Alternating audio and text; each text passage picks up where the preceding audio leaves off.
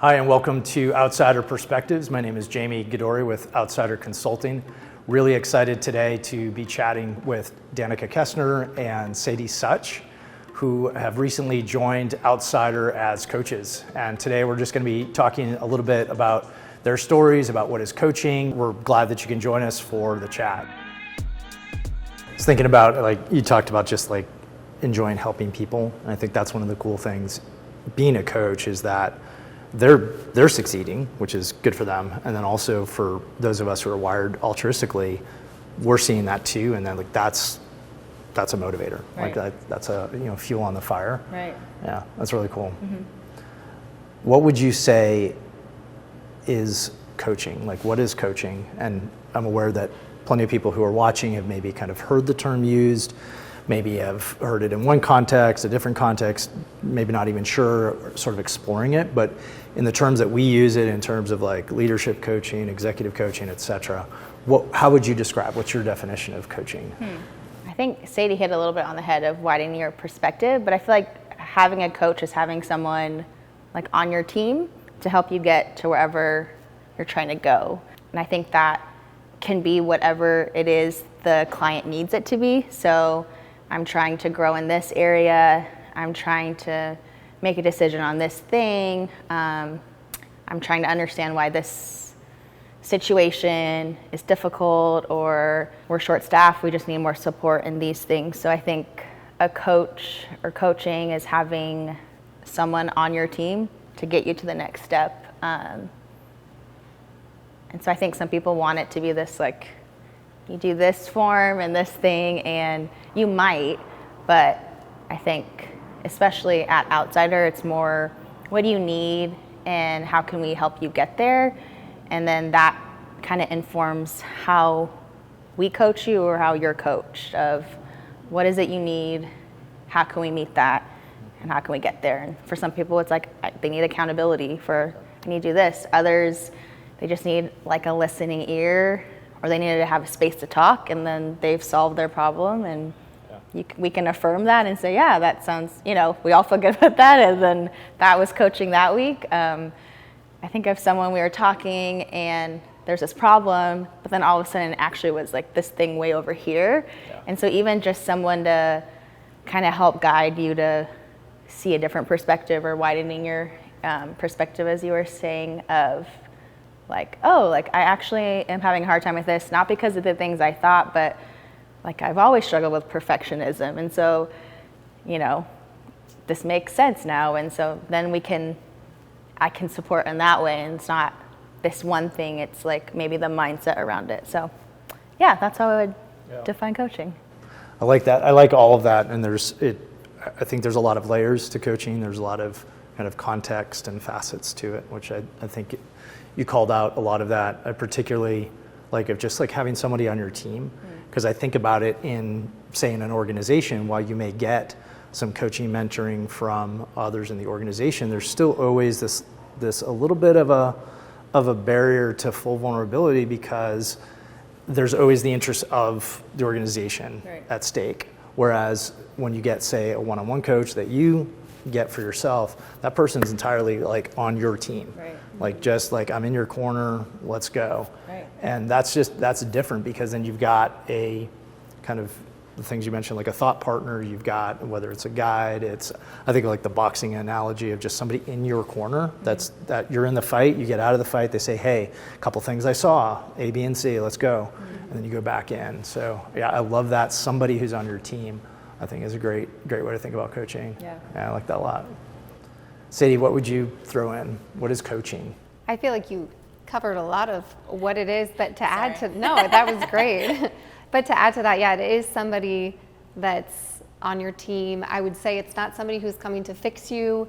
It's not someone coming to solve all of your problems because you need to be fixed. It's somebody coming alongside of you in your ring, checking in with like, hey, what do you need? Hey, where are you at? And I do think that like each time it could be different, because the week could be different. Like, we always have different needs.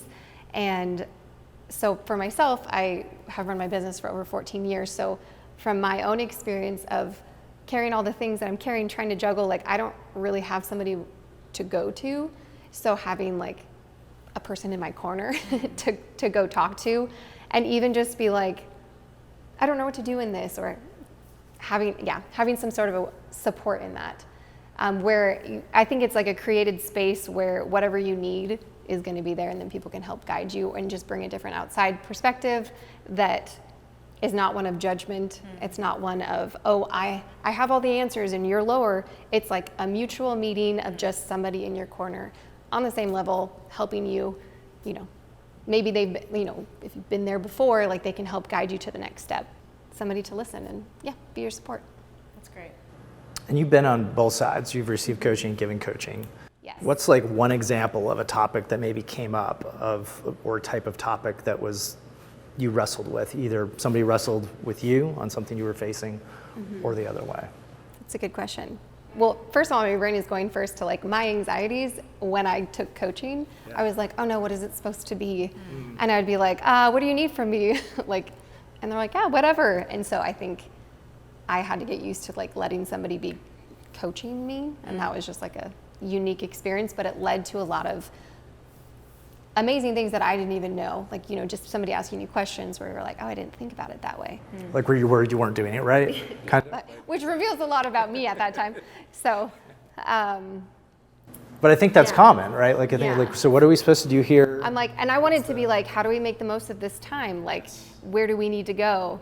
And that maybe I could have had a different coach that like had more of that structure. But I think that goes into like, understanding each person, and each person's unique.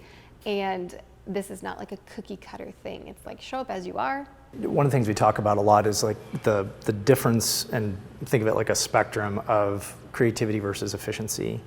So much of our lives as professionals, as I suppose people in general, but like in any organization, you're doing work, you're doing it better in less time. That's kind of how we think, like, got to get stuff done. And so I think it is very common for somebody to come into a coaching environment and want to perform, right? Like, what do we need to do to score 100 on this by the end of our time together? And it's so, I think for many, probably most people, it's just a radically different way of spending time that's a little less defined, like where we may still have objectives to move forward in, but how we get there isn't quite so ordered, and this is what success is. It's, man, we're pulling back, we're reflecting, we're being creative, we're co-creating kind of our next steps. So I think that's probably a very common approach. Which is uncomfortable usually, especially if culture is making us go. It can feel really scary, or whatever word resonates with people, uncomfortable for people. But I think it's cool, like trusting the process or trusting that space enabled you so much freedom and growth and positive results. So it's like that leap of faith and trusting the process can get you there. Or we could, say, I want this, and maybe never even recognize or realize what lies like right past that fear, Yeah. Maybe there's something greater than this goal that we came in with that we can realize if we just sit back and like trust the process. Yeah. I feel like I see that a lot too, where it's like I come in with a specific thing we're going to work on, and then halfway through, maybe even the first conversation, it's like, oh, and then there's also this, or maybe this is what's behind it, and it's something different or bigger. Because once, it's almost like once we give our brains the space to actually chew on it, it's different from in the go, how I was thinking about it. Right. And now suddenly I'm, oh wow, there's more here. Which I feel like that is so important, because you're actually giving yourself space to, usually it's everything's so busy. If you give yourself intentional space, like in that hour coaching session, I feel like more is revealed than you might even know. Because you're having intentional time to reflect on it. You're saying it out loud to someone else. You can kind of observe what you're saying. Somebody else is there to ask questions. And I've, wrestled with like people through certain things where, like, hey, I'm having this issue with this person at work. And then it's just like, oh, tell me about that. And then it comes back to actually something about them that they've been wrestling with themselves that's kind of being reflected in that moment. So we're talking about this, it is about this, but really this is maybe the bigger issue that's showing up in different areas of life, that this is just frustrating at work, but you find healing here in a space to talk about this, then it just spreads like more freedom in the rest of your life. So. I see kind of two, and they're not like mutually exclusive, but kind of two foci in coaching, where you have insight and like, let's chew through almost like philosophically, or just like, let's dig through this. Let's come to some sort of understanding and maybe get an aha moment. And then I walk out and like, man, that's really good. I'm going to continue to think about that, and I'm going to look for ways to apply it. And I think some of us are wired more that way, of just like, get an insight, and now it's going to be like back of mind for the rest of the day, the week, the month, whatever it is. Then there's the other side, which is super practical. Like, let's walk out of this with 1, 2, and 3. I'm going to work on that. I've seen both be really effective in coaching, and I'm curious, one, your reflections on that, and then also like, what's your go-to if you were to go one way or the other? I feel like often people come in more in the practical, and so I think they're both helpful, and I think I like to bring insight into a practical problem, or often I find people are wanting a solve for, there's this coworker, or there's this boss, or there's pressure to perform and I'm struggling to motivate myself or to get there. I think often I found I'm bringing insight into a practical situation and allowing the insight to inform our steps moving forward. Because I think sometimes some of us need that discipline of, even if it's just think about these two things, having some type of thing to chew on in between sessions, or like homework per se, to continue the work. So it's not just once a week or every other week whenever you're meeting with this person that you're accessing that space. One example would be someone needing to take those steps back because they're always doing and feeling stressed or whatever. So their like homework is to take the time, whether that's like 10 minutes after this call or like 10 minutes a day, to just like reflect and to think and have space. So it's like a practical, but it's to provide the insight just to even their day, their workload, their growth as a leader. And then for another, it's make 5 phone calls today, and because they have this, certain specific goal. And then in the session, we might talk about why that was hard for that person and giving some insight or perspective on, oh, when you say that like, is this what you're meaning? Or that sounds a bit like this, like, are you, and then there's like a whole other story that, actually I'm feeling this way because if I don't do this, I feel like this, or I'll feel like I this and that. And so addressing maybe some of those limiting thoughts and fears. How do we think about this differently, or what do you need to think about this differently, or what are the days you felt differently, reflecting. So they might still have that practical calling 5 people a day, but they have some added helpful thoughts in how to approach that. So I guess I kind of do a mixture of both. Cool. That's good. Yeah, I would say the same thing. I think having understanding of the insights about the person, where they're at, because I am an action-oriented person, so I'm like, awesome, let's talk about it, but also let's apply it. Because for myself, I would be like, oh, I just need to go do, forget this insight. I need to go get this stuff done. But instead I realized like, oh, I do need to have awareness of like, what's driving me, or what's limiting me, or like, is what's, the anxiety for perfection or something like that. Like, what are those things behind it, and or that's stopping me from doing that sometimes, or like what led to burnout. Like, in my opinion and my experience, doing has led to burnout in my own life in the past. And so awareness of those things really led to having good goals and optimal goals that isn't like this 100 lists that I could get done in a day. So sometimes for me, adding more to my list is just not good for me, like you mentioned. But stepping back, having insight, and then having something practical. I mean, like, hey, maybe take some time to just like do something fun. So action oriented, whether it's getting more of your work done or actually taking care of yourself or taking a minute to reflect, those types of things. So Awesome. So last 1 or 2 questions. What questions would you ask me? how would you describe coaching? I think it mostly in metaphor, and probably a couple different ones. I do love the coach, like sports coach, like on the sideline, watching, saying like, hey, you can't see this, or let's watch film together, and that right there, right? Like, that's sort of very much outside, external perspective.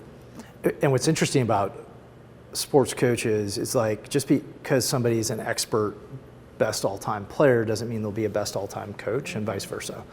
And so, yeah, a coach needs to have some familiarity or expertise in the thing, but the thing doesn't necessarily have to be every single thing, right? So like in coaching, it's the strength we're bringing in is our interest in knowledge of people, the ability to listen, and some like life experience of adversity, of business, et cetera, and kind of seeing it in different environments. But we don't necessarily need to be the expert on this industry or this specific position. Maybe a mentor is more in those shoes, like a little more of the knowledge of that particular domain. But we're coming in with kind of our people leadership, adversity knowledge that then is applied, just like a coach may bring in their specific skill set and expertise to help this player get better in this domain. And then maybe they see things because, hey, I'm not the one on the court, I'm seeing it from outside here.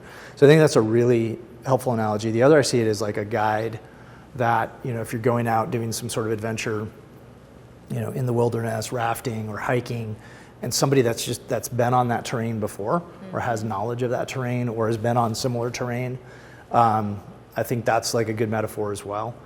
Just this idea of somebody who their focus is like they're for you, right? And kind of like you said, like being on the team, it's like I have somebody here who is actually for me, they're rooting for me, they want to see me succeed, and performance is taken off the table, right? Because that's how we spend most of our time, is on that performance orientation, and that's perfectionism. I'm always being evaluated. There's always somebody there with a scorecard, is how we feel. In coaching, it's like, not really. There isn't really a scorecard. It's more, let me walk with you and help you see and support you and help you get better. And I'm not here with a checklist. Most of the time, it might be some exceptions to that, but like the core of coaching is not that, right? It's, let me walk with you and let's take performance off the table. In the short term, obviously it leads to performance later. So that's how I would see coaching. Why coaching? I know you have like a lot of different things that you've done and accomplished in your professional life. So why coaching? I think like two like easy things are, I do like to help people. Like that's like naturally fulfilling for me. That's part of how I'm wired. So I do like helping, and this happens to be a way to help. I also like doing what I'm good at, and I've learned at one point, without really knowing if I wanted to even do this, that I was good at it. And so that kind of then fed it.